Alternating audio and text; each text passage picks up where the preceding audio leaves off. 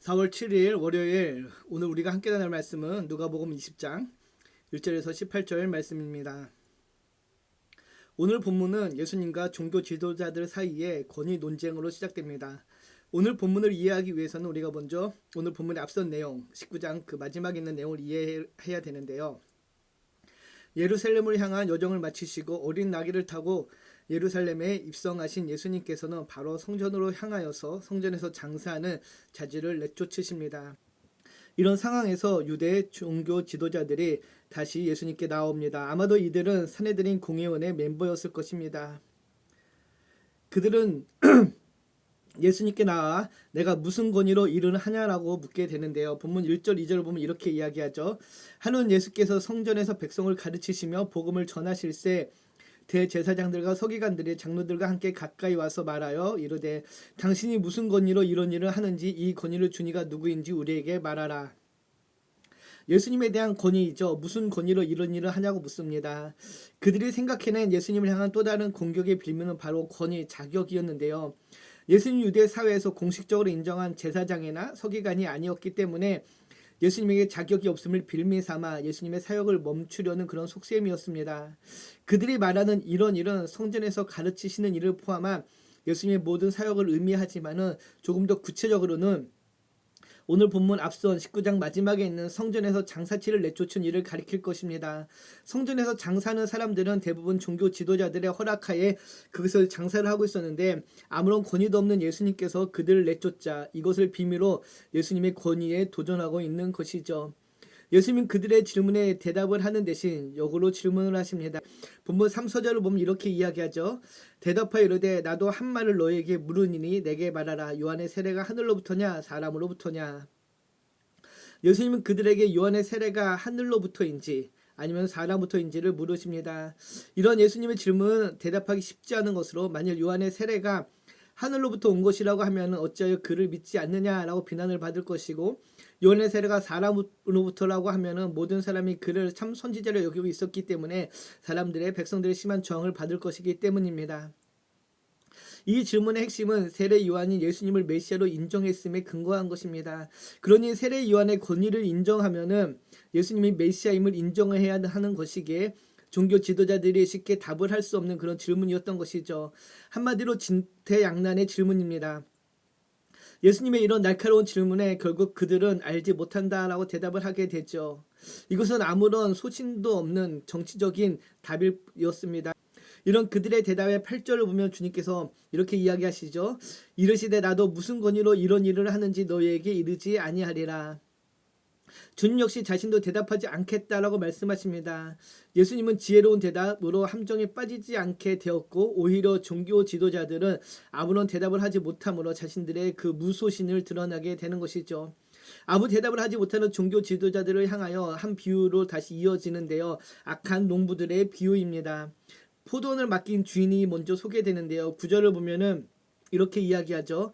그가 또 이 비유로 백성에게 말씀하기 시작하시니라. 한 사람이 포도원을 만들어 농부들에게 세를 주고 타국에 가서 오래 있다가 주님께서 포도원의 비유를 다시 시작하십니다. 예수님의 모든 비유가 그렇듯이 당시 팔레스타인의 일상생활에서 쉽게 접할 수 있는 소재가 사용되고 있는데요.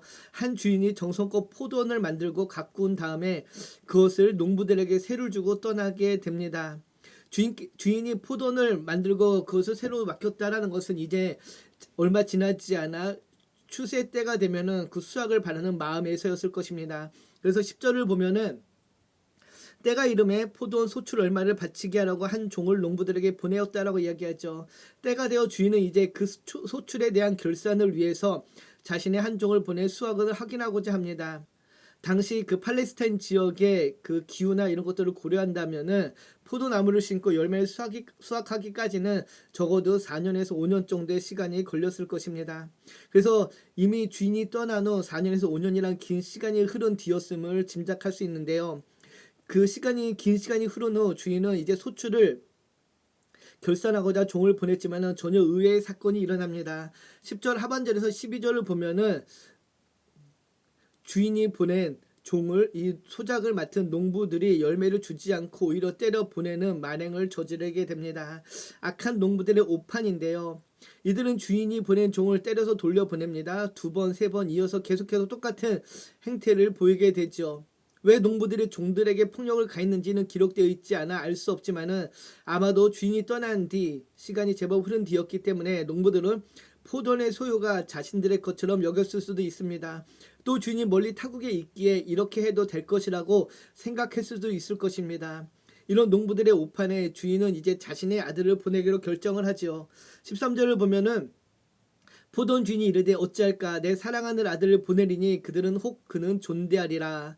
주인은 농부들이 자신의 아들을 보내면 아들이기에 이전의 종들과는 전혀 다른 위치에 있기에 농부들이 자신을 존대하듯 아들도 존대하고 존대받을 것이라고 생각합니다. 그래서 그 아들을 보내게 되는데요. 그러나 이런 주인의 기대는 여지없이 무너지게 됩니다.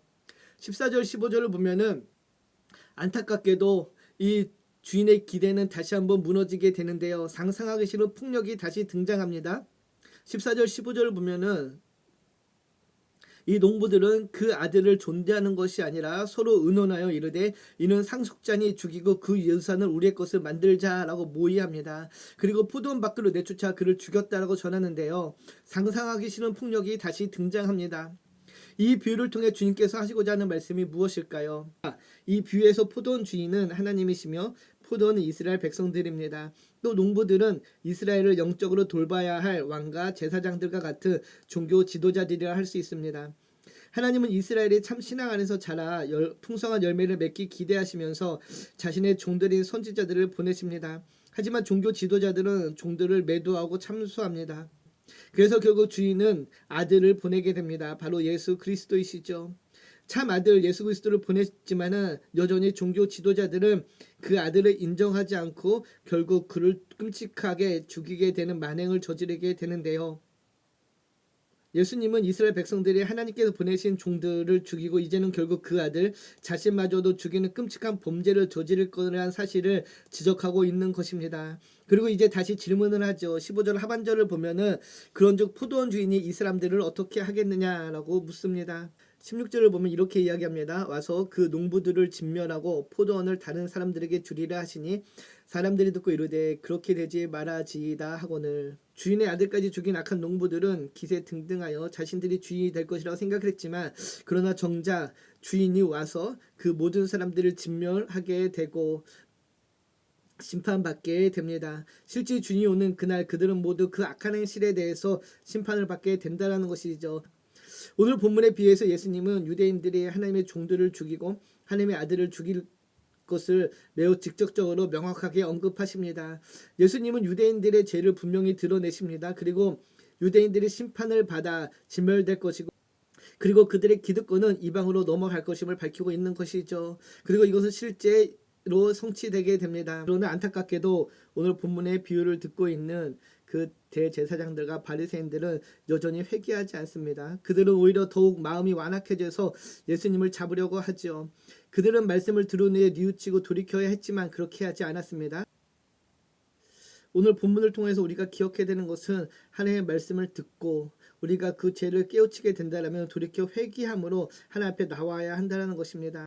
바라기는 이 사순절을 보내며 우리가 주님의 십자가의 사랑을 묵상할 때 우리 안에 남아있는 죄와 유혹들을 멀리하게 하시고 또 성령의 안에서 성령 하나님께서 우리의 마음을 새롭게 변화시켜 주셔서 하나님의 선한 뜻을 이루는 도구요 통로로 살아낼 수 있도록 기도하는 모두가 되기를 주님의 이름으로 축복합니다.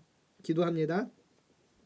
참 좋으신 하나님 감사합니다. 오늘 본문의 권위 논쟁을 통하여서 바리새인들과 종교 지도자들은 주님의 권위에 대한 도전을 통하여서 주님의 사역을 멈추고자 했지만은 오히려 그들의 무소신과 무지를 드러낼 뿐이었습니다.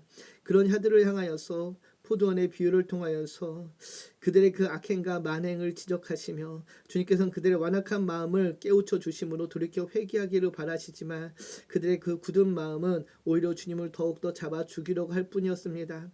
혹시 우리 안에도 이런 굳은 마음, 단단한 마음이 있다라면은 성령 하나님 이 시간 함께하여 주시사 우리의 마음을 변화시켜 주시옵시고 정말로 우리의 삶의 모든 자리에서 하나님의 선하시고 기뻐하시고 온전하신 뜻을 분별하며 그 뜻을 이루어가는 우리의 삶이 되기를 소망합니다. 바라기는 이 사순절을 보내며 주님의 십자가의 사랑을 더 깊이 묵상하고 그 사랑을 회복함으로 우리 안에 있는 구원의 기쁨과 감격을 오늘 살아내는 모두가 되기를 소망하며 우리를 구원하신 예수님의 이름으로 감사하며 기도드립니다. 아멘.